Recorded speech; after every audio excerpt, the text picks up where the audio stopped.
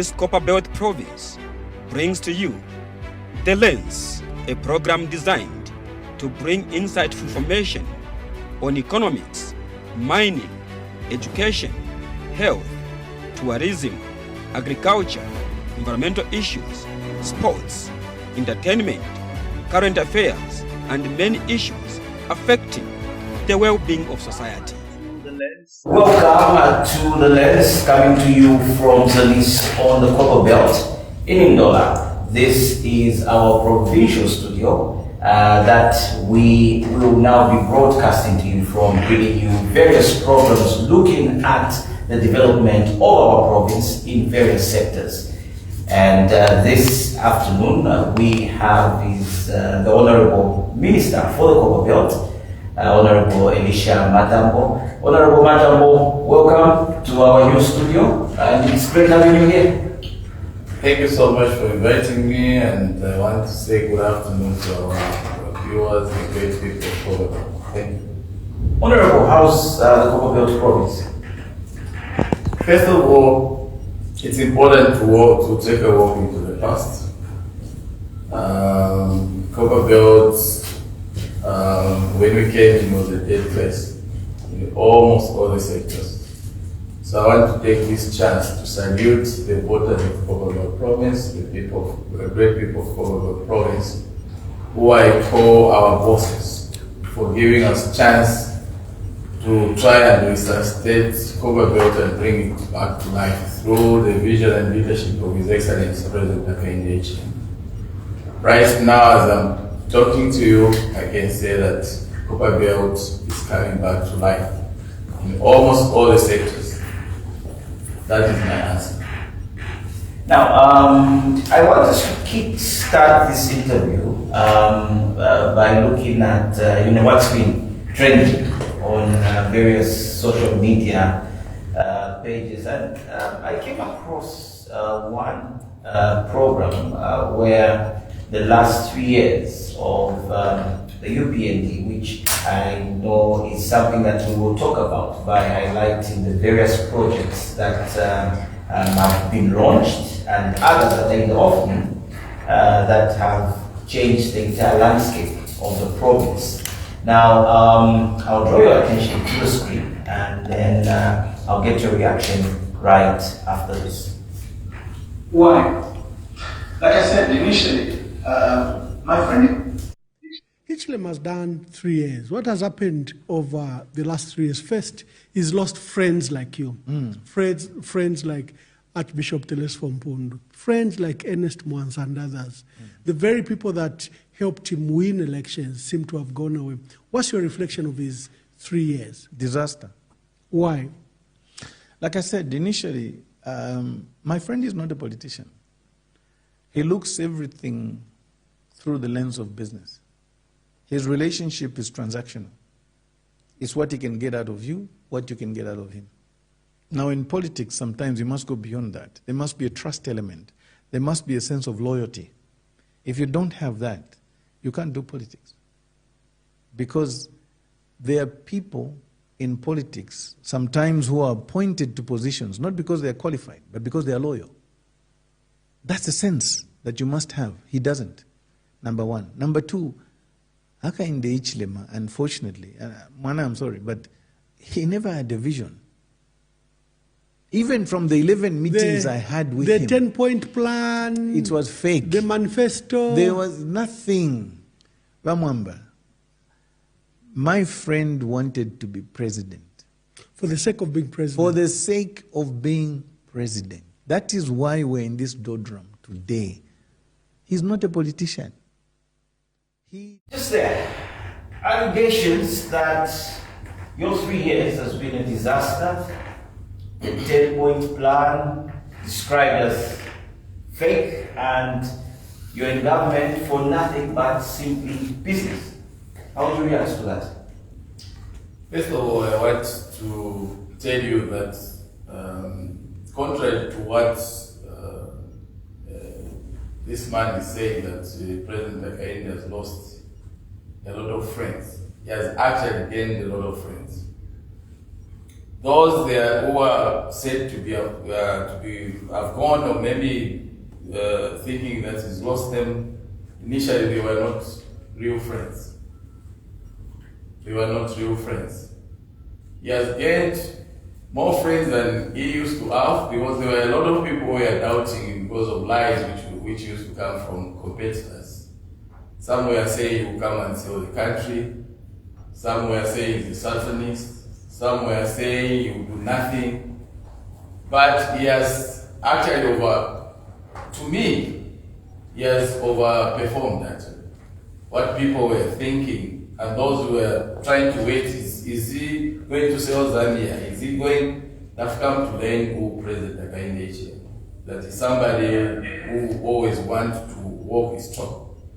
So as a result, he has actually gained more friends because people have come to trust him than losing friends he's talking about. So that is not true. Those who have gone are those people who are waiting that immediately we form government, they'll get jobs. Those are the ones who are speaking like that. In the first place, the mission of His Excellency President Hakainde Hichilema was not about jobs. It was about uplifting the living standards of our people. And that has been done, at least in my province. And I can also tell that it's been done in other parts of the country, apart from Copperbelt province. So, someone to say that 3 years, nothing has been done, I don't think they live in Zambia. Not even on this planet. They live maybe in another planet. Because everyone is there to see what has been done the past 3 years. And I will explain about my province. I will take you back the way Copperbelt was, where we are, and where we are going. I've described President Hakainde Hichilema that he's got a spirit which I can only compare to Ezekiel 37 in the Bible, where the Lord asked the man of God that can the dry bones live, the dead bones. And he said, yes, they can live, and they came back to life. This is what has happened in the Copperbelt province. Everything you want to talk about, every sector, everything was dead. Right now, there is resurrection of everything going on in every sector here in the Copperbelt province. And I'll prove to you that this is what I was talking about. So, in summary, the president has overperformed actually in the area, in almost all the areas, all the sectors. In education, infrastructure, the mining sector, health, everywhere. At least Copperbelt is back to life. So as we go on, I will be proving to you that this is what has happened here. This is what has happened here. So I don't know if this gentleman thinks that Zambians are very dull to know where they are coming from and where they are and where they are going. Zambians are very intelligent. This is why they have come to learn that they have a president who always wants to walk his talk. So at least Copperbelt, I will tell you that we are back on track. We are back live in all the sectors. Right, now, just on that, let's now break down and look into the various sectors. We'll start off with the energy sector, because this is one that would also relate to the economic situation. When I look at somebody at Chisokone Market, somebody at Chiwempala, running a saloon, barbershop, complaining about the power deficit that has affected everything. President Hakainde Hichilema was in China, and we saw that the Chinese government is looking into helping your government fix the current challenge that we grapple with. Perhaps take us through the energy sector and what the government has done in the past 3 years. But before that, a background to how it works. I'll take you through that, the energy sector, but I'll continue. I think I'll go ahead and I'll tackle other sectors as I move. Right. First of all, our Lord in heaven did not allow President Hakainde Hichilema to be president in 2006, the first time he tried to stand.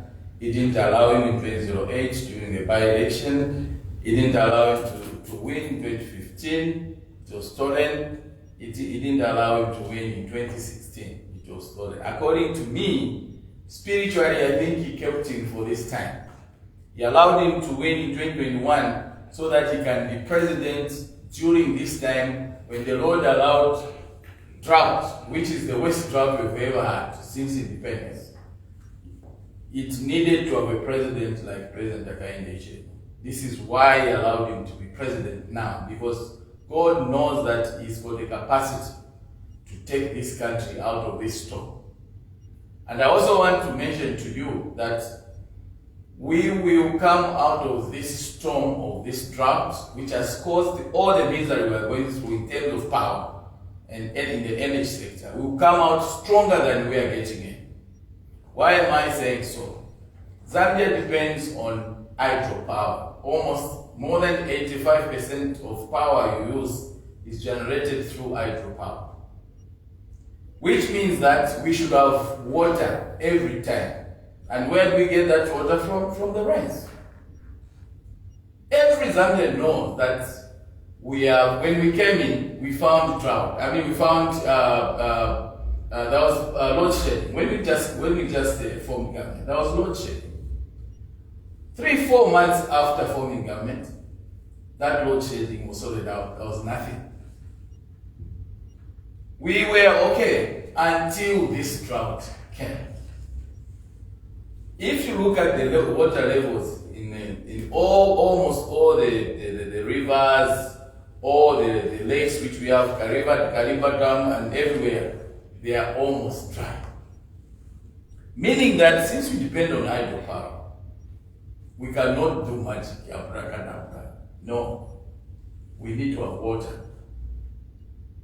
The issue is that the previous government did not invest in any other source of power apart from hydropower. Had we invested in solar plants, had we invested in coal plants, we wouldn't have found ourselves in this situation. We have found ourselves in this situation because of this drought, and we don't have any alternative where we can generate power. That's why we're here. And Zambians, I think one good thing, they are good at knowing this. I know the opposition are trying to use this situation to gain political mileage. But the truth of the matter is that there is no alternative in terms of where we can generate power, apart from the water which has gone almost every place where we generate power, the water levels are very bad. That is the first thing which you should understand. Why am I saying that we come out of this problem stronger, out of this storm stronger? The president has been going around, including the China trip we are talking about, where China has promised to assist Zambia to sort out the problem of power in the energy sector. There are several other solar plants which will be built throughout the country, each province. Plus what was done, the agreement which was signed in China, meaning we will now have alternative source of power from solar plants. You saw the president 2 weeks, 3 weeks ago, he went to do the groundbreaking in Imamba, where they'll put up another plant which will be producing 300 megawatts in addition to the other one which is already there. Meaning we'll be having 600 megawatts from there. So when we add the solar plants, which will be all over the country, including what China is going to bring, then we add the coal plants, we will have enough power coming from other sources apart from the hydropower. We are praying and believing God that this season we will have good rains. Meaning we'll go back to the production of power using hydropower than like we used to have. So we'll have other sources, 3 sources: coal, solar plants, as well as hydropower. In the long run, we'll have excess power even to export. Meaning that in the future, if God is going to allow another drought, we will never have the problem which we're experiencing now. Because even if we won't have rains, we will still have power coming from solar plants, power coming from coal. And this is why God allowed this drought. According to me, He wanted Zambia to start thinking outside the box, to stop depending on only one source of power, which is hydro. This is what this president is doing. Once we sort out this issue of solar plants, the issue of the coal plants there, then we have good rains, we will have excess in terms of power and we'll be exporting. Whether we have rains or won't have rains, we will still have power. All we are praying for is patience from our people. And we need to explain to them where we are coming from, what has caused this load shedding, and I think most of them, they understand. We will never have this problem after a year or so, because we'll have other sources of producing power away from hydropower, where we depend on rain season and rains, water coming from rain and all that. This is what I can tell you about this. So patience is what we need from our people. And we want to say thank you, because I'm sure most of them, they understand this issue. And very shortly, it will be an issue of the past. God has allowed it so that we can put our house in order in that sector. Let me come to education sector. The president calls education the best equalizer. It doesn't matter where you are coming from, whether from poor family or rich family, as long as you are given equal chance to be educated, you will become that which God had intended you to become. Because the Bible says, before you were created in your mother's womb, I knew you and I sanctified you.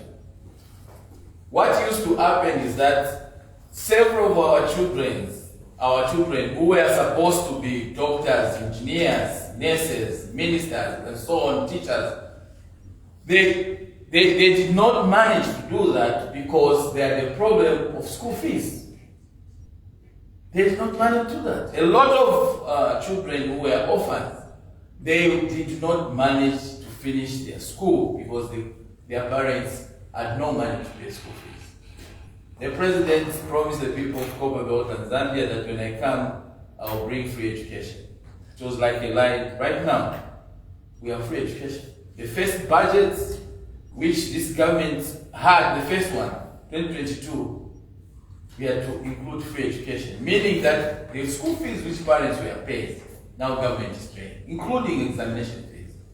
For example, in my province, before free education, we only had 600,000 of our children going to school.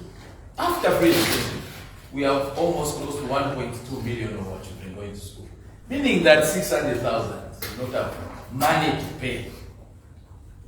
I don't think someone can call that's nothing. There's no child now is being chased away from school because they don't have school fees. Because government has taken care of that.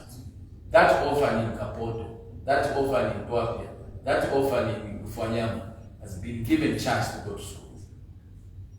In the education sector again, to complete the equation, the president employed 30,000 teachers the first year. Second year, employed 7,500 teachers. We are still employing so that the equation of free education can be completed, because we need to have a good ratio in terms of teacher-pupil ratio.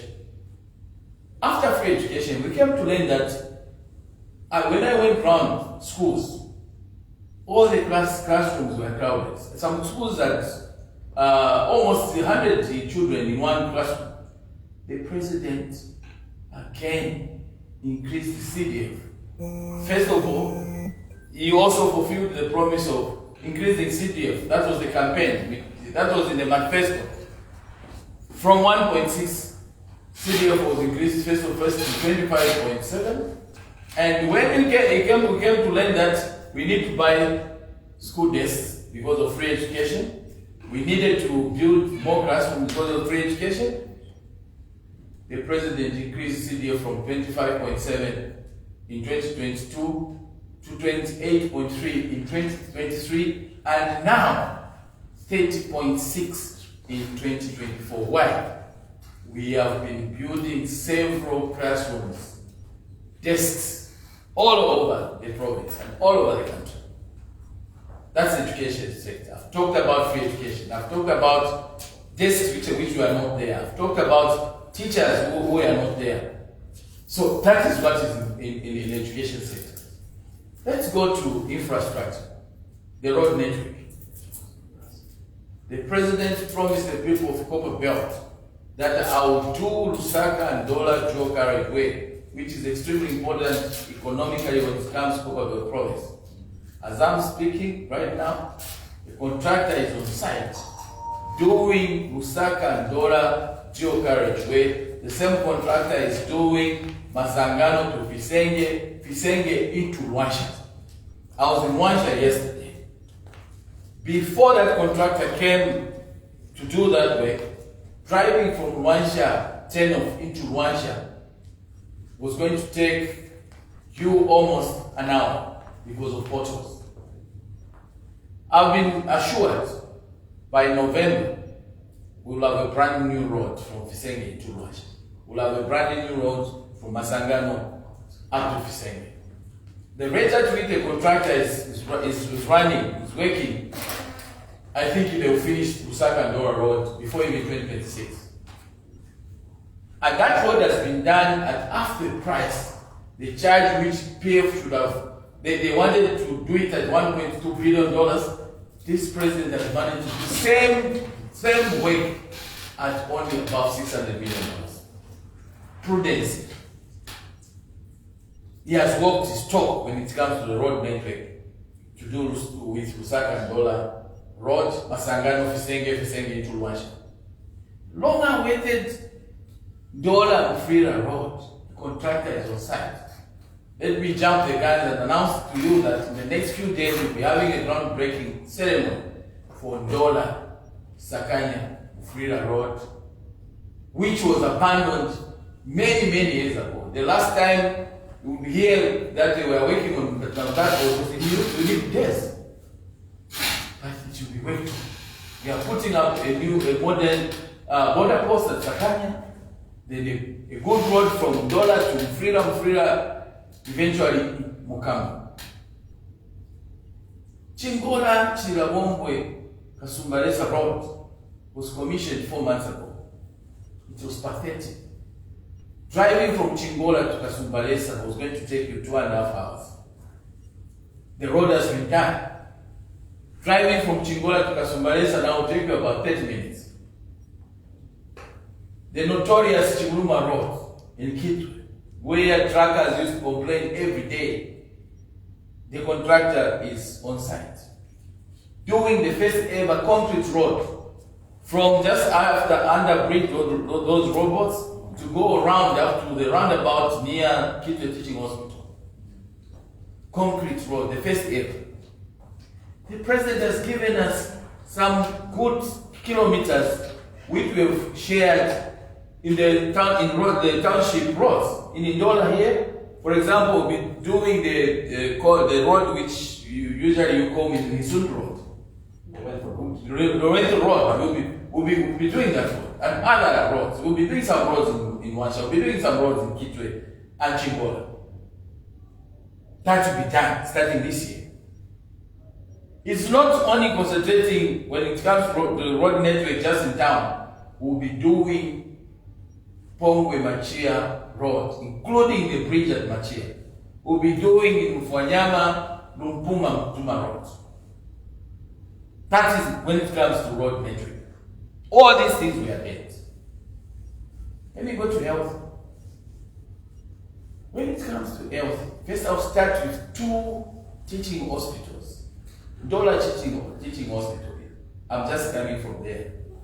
I think if we take a walk into the past, the road network which was at Dola Teaching Hospital, the car park, you will think you are the graveyard. And some graveyards are even better. It never gave confidence to patients who were being taken to Dola Teaching Hospital because there were potholes all over.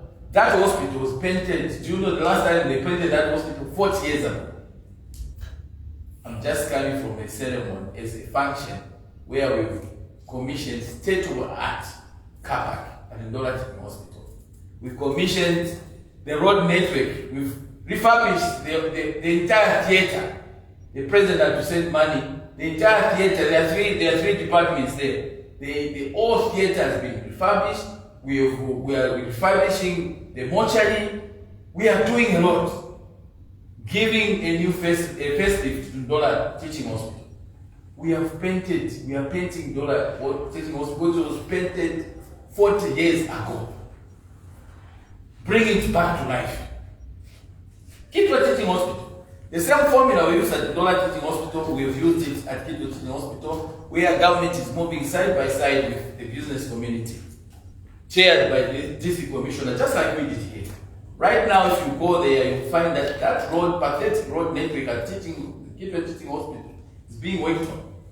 The president released 13 million to refurbish the water system because that hospital was leaking everywhere, including water which was coming from underground.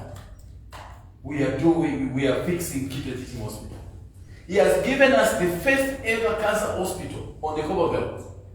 As you go to Kitwe, just after Twapia, we are building a cancer hospital, state-of-the-art, and it will come with state-of-the-art equipment at the cost of 305 million.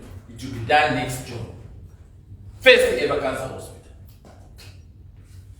He came to commission state-of-the-art Chifuru Level 1 hospital. And he came back to commission state-of-the-art Chamboli Hospital, Chimwemwe Hospital, Chilawombe Hospital. We are finishing Ufrila District Hospital. We are doing phase 2 Masaiti Level 1 Hospital. We'll be building a new hospital in Mpongwe and a new hospital in Mfwanyama. So in terms of health, every district is being handled. Let's talk about medication. I went around the province to check the levels of medicine in all the hospitals, the health institutions. I even went to Mpongwe. Every institution I went to, they are above 70% in terms of medicine, which was not there. He employed, the president and his team have employed a total of more than 18,000 staff in terms of nurses, doctors, health personnel. And we are still employing. Taxes, when it comes to health, that's what has been done on the Copperbelt province. Let's go to the elephant in the room, the mining sector. Copperbelt is about the mining. It's about mining. When you talk about the mining sector, Copperbelt was neglected. It was buried by the previous government. Without the mining sector on the Copperbelt is dead. I want to tell you, this president has brought the mining sector back to life. I've always said that Mupani mine was in intensive care unit with oxygen. KCM was in the mortuary. 28 shafts in one shaft was at the graveyard. He had to unlock Mupani first of all. We have now a new partner where government has 49% shares and he has 59%. The contractors and suppliers who were not paid for many years, they have been paid. They have to spend $250 million to pay all the contractors. They have started employing people who lost their jobs during the previous regime. They have started production, which will now go back to where the mine used to be, because they went down. Their production came down to 60,000 metric tons. They are going back to 240,000 metric tons. In short, Mupani has brought life back to Kitwe and Mfrila. Kitwe City Council was paid 7 million kwacha. In return, they also paid the retirees who waited for their money for many years. All the retirees for Kitwe City Council have been paid because of President Hakainde Hichilema devastating Mupani mine. 28 shaft. I said it was in graveyard. Why? It was closed 23 years ago. Nobody believed that 28 shaft was going to come back to life. The president had to travel to China and found the $1.3 billion which will be pumped in that mine. We have already started pumping out water. We have to pump 173 million cubic liters of water from there, and that water we are not throwing away. It's going channeled to Kafue River, and eventually to find its way to where we produce the hydropower I was talking about. Yesterday I was in Wansha. We've already taken out 14 million cubic liters of water, meaning the speed at which you are running, we will open Wansha 28 shaft mine earlier than expected. We expect to create 4,000 jobs there. The president has brought Wansha's mine back to life, meaning Wansha is back to life as well. KCM was also resuscitated. A few weeks ago, you saw him coming. They are busy paying. I think now they are almost finishing paying the contractors and suppliers who waited for their money for many, many years. Some even died out of depression. We expect to employ thousands of people at KCM. With the bringing back KCM back to life, life has come back to Chingola, Chinabombwe, and Nampunwe. We will be having one of the biggest mines in the world, Mimomba, where we expect to employ more than 10,000 people. We've managed to get another partner for Lubambe mine, which was almost closing under PF. There's a new investor there, and we've safeguarded the jobs of the employment. No one is going to lose their job. We'll be employing other people. We have Mumbula, they are doing phase 2 of that mine. They will also be employing almost more, another 1,000. In short, mining sector is back to life. Which planet does people like KBF live? They live from where? Which country are they referring to? Is it Zambia or where? If they don't know, let them ask us here on the Copperbelt. In short, mining sector is back to life. Let's talk about water. Water is life. We promised to sort out the water blues in almost all the districts. The president said I'll sort out this issue. When we came in, we found Kafulafuta was abandoned. It was only grass and trees everywhere. No one believed that this dam is going to be brought back to life. The president had to find money.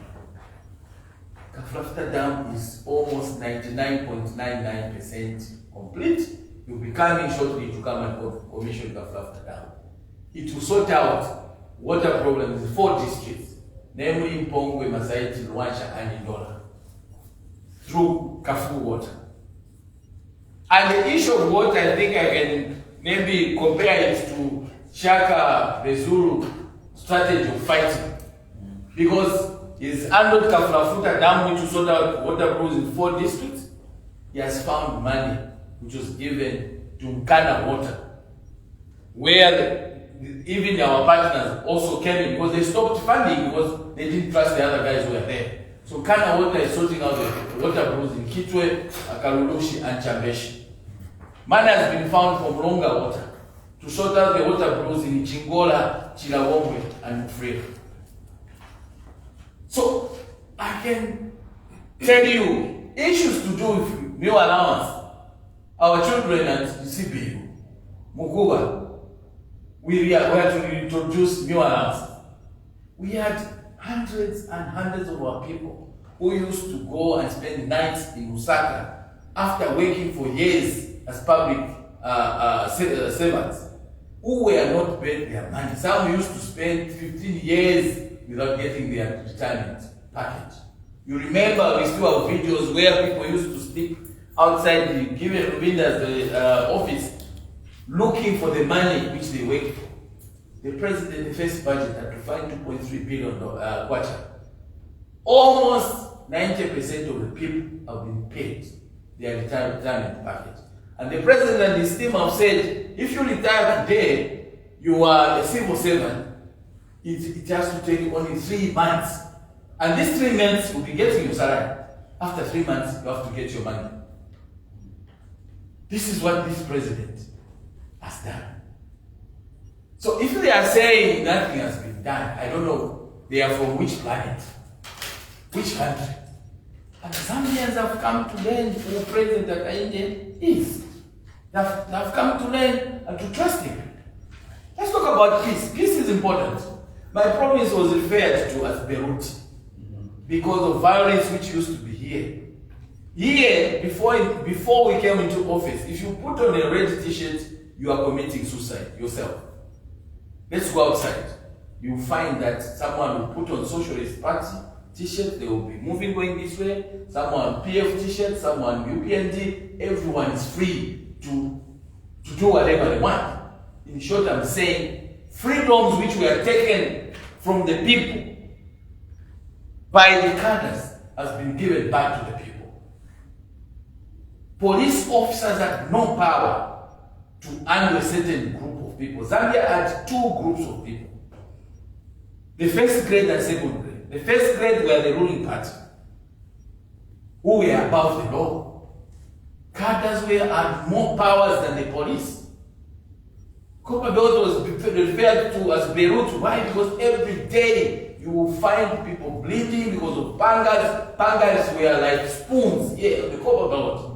Tear gas were used everywhere, every day. And I know on the budget of the police, one of the items they were buying almost every day is tear gas. To tear gas who? Their own citizens. But you There is nothing. yourself were in jail. I was in prison. I was in prison for a long time for doing nothing. And several people were in prison. Several people will never walk again. Several people will never see again. Several people are dead. We have buried them. We'll never see them again. That was how this province was. That was how this country was governed. Do we have those things today? No. You are free to go in the markets. Okay. You are free to go to any bus stop. You will never find cadres there. And the president has said, and all of us were saying, if there are people thinking to bring cadreism again, they should think twice. We don't want to see any ugly face of this cadreism. So, peace has returned to Copperbelt province. And I will be calling upon the investors that we have created an environment which is conducive to come and invest their money here. Their investments will be in safe hands under President Hakainde Hichilema. That's what I can say. You are watching the lens. We are zooming into the Copperbelt. We've touched the health sector, the energy sector, and of course the education sector, and of course not forgetting the economic situation, and which will drive us back to CDF. Now, with regards loans and grants, I want you to highlight, more especially, our brothers, sisters, mothers, aunties, uncles in the rural parts of the province. Lufwanyama, you were there not so long ago. What's the situation like? Give us an understanding, first of all, in the rural districts of the Copperbelt, and then we can look at the urban districts. First of all, I want to tell you that CDF has been appreciated even more in the rural sector. There are some places where they had no schools. Children used to walk long distance. Like yesterday, the day before yesterday, we were commissioning a school where children used to walk 15 kilometers every day since independence. There's a brand new school there with staff houses and everything. Every ward you go to, you find a clinic, a school, which has been constructed. Rural areas had problem when it comes to bridges. When it's raining, most of places were cut off from the other places. We've put bridges almost everywhere.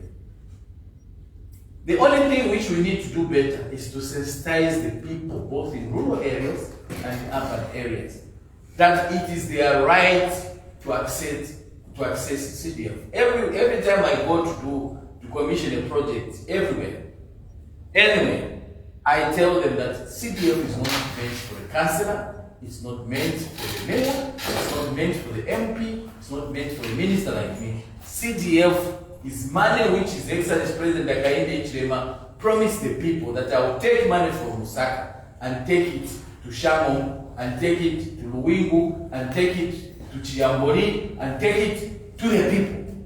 The 30.6 billion, which will now be increased, the new budget, let everyone be attentive, we will increase CDF from 30.6 million to another figure, higher than 30.6 million. That money is for the people, so that they can make decisions from the wards where they live. They are the ones who are on the ground, who understand the problems they go through in these wards. So maybe we need to do more in terms of sensitizing the people to say it's their money.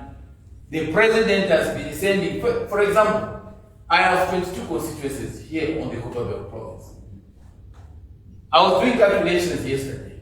The 3 years we've been in office, a total of 1.8 billion kwacha has been sent to Copperbelt in all the constituencies. Because if you multiply 27.3 in 2022 by 22, you will find the figure. 28.3 by 22 in 2023, you will get the figure. 30.6 by 22 in 2024, you get the figure. If you add that money, which has been sent direct to the grassroots, it will give you 1.8 billion. So it's up to the people to decide. In fact, I've been saying councillors can sit with the people in each one and then itemize the problem which they have in that area and say, this year when our money comes, we'll sort out this one. The next year, we'll sort out this one. The other year, we'll sort out this one. That's what we've been advising people. Also, in the same CDF, there's issues to do with education. Everyone who has a child who goes to a boarding school, they have to go and see the WTC, World Development Committee, register that child. CDF money will pay for boarding fee from grade 8 up to grade 12 for that particular child. There is what we call grants. If women have some business, a cooperative, they want to keep chickens, they want to do fish ponds, they want to do goats, they want to buy hammer meal, it is there in CDF. We have also trained a lot of youths. Let me speak for my province. 2022, we trained 10,000 youths who went to do skills, either repairing or carpentry or earth-moving equipment. They know how to drive these earth-moving equipment, truck drivers. 10,000 in 2022. 2023, I think maybe we'll go beyond about 12,000. 3 years, we'll have trained more than 30,000 of our youths. And they are already there. Some are even working on their own. Why? Because the president wants CDF, the projects which are being done in a particular constituency, for example, if they want to build a school, or they want to do a bridge, or they want to do a carpentry desk, he wants people in that same particular constituency to be the one doing these projects, so that money can remain in those places. This is why we are training our youths. Thousands of youths have been trained, at least in my province, and I know that has been done throughout the country. Now, which planet these brothers of mine, they live in where? Maybe Jupiter, not here, not in Zambia. Just on CDF, briefly, we're about to wind up now. I want to understand, 22 constituencies, not all under UPND members of parliament. How are you working with opposition members of parliament with regards delivering development through CDF directly to the people? How has that been briefly, and then we'll look at other issues. As minister, I've been to all the places. I go to check. I know there are some MPs who would want to sabotage this good program. But at least on the Copperbelt province, most of the MPs are equal to the task. I go to every ward. Even if there's the opposition member of parliament, I can give you an example. I went into Sakile early last year. Went at some school in Sakile. I found children were almost 80 in one classroom, and all of them were seated on the floor. We worked hand in hand with the MP there. And that school, we provided desks. In short, I've been commissioning projects even where the area member of parliament is from opposition. Even yesterday, the school I'm talking about, the day before yesterday, was commissioned in a ward where we have a PF councillor. So we've been very alert to see, is there an MP who is trying to support that, or maybe to make sure that the government is condemned that they are not working? We've been going and trying to work hand in hand with this MP. And you know, the president has said, every day has been saying, member of parliament, councillors, mayors, whether they are in the ruling party or they are in opposition, they are part of government. We have one president. And I'm very sure there are some places where MPs want to misbehave. I'm sorry I use that term. They want to do, but not, at least not in my province. But I've heard some places where MPs have done almost nothing in terms of projects. They will be punished by the people because people are aware, people are alert about this CDF money. They will be punished. People will come and judge them, harshly. So we go even to places where we have opposition members of parliament, at least in my province. I've been commissioning projects in those places. We want to come up with a documentary which will show what we have done in almost every ward. We have 257 wards of the Copperbelt province. We have done projects in almost all 257 wards. Different projects, clinics, maternity wings, police buildings, desks, and everything I've mentioned here to do with CDF. When we talk about education, I'm sure you know that the sponsorship of those who go to university has increased, the numbers increased because of this president. You saw him announcing in Kitwe 2 weeks ago that he will now empower all the schools, all the universities, government universities with buses. And I'll be getting the buses in the next few days. There's a bus coming to CPU, there's a bus coming to Mukua University. Besides that, he has donated 30 boreholes as a short-term intervention in Kitwe where the water issue is gone out of hand from his own pocket. So when they are saying he has done nothing, I think insoni ewuntu, insoni. You will know them by their fruits. Because of what President Hakainde has done the past 3 years, the Bible says you will know them by their fruits.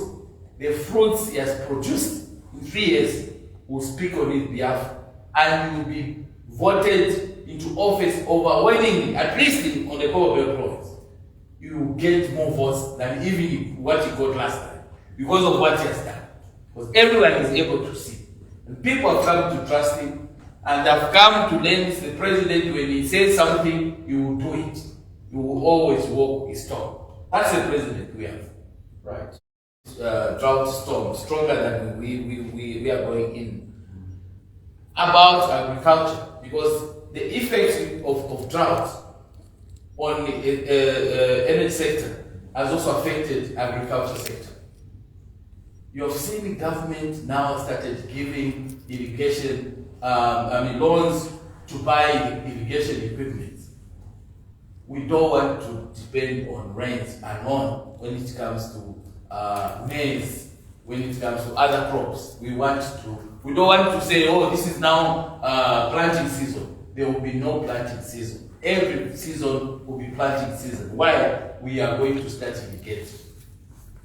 That's why if you are able to go and get that loan, we want to run away from just depending on rains. When it comes for, we have to wait for the rains to plant maize. We have to wait for the rains to plant groundnut and so on.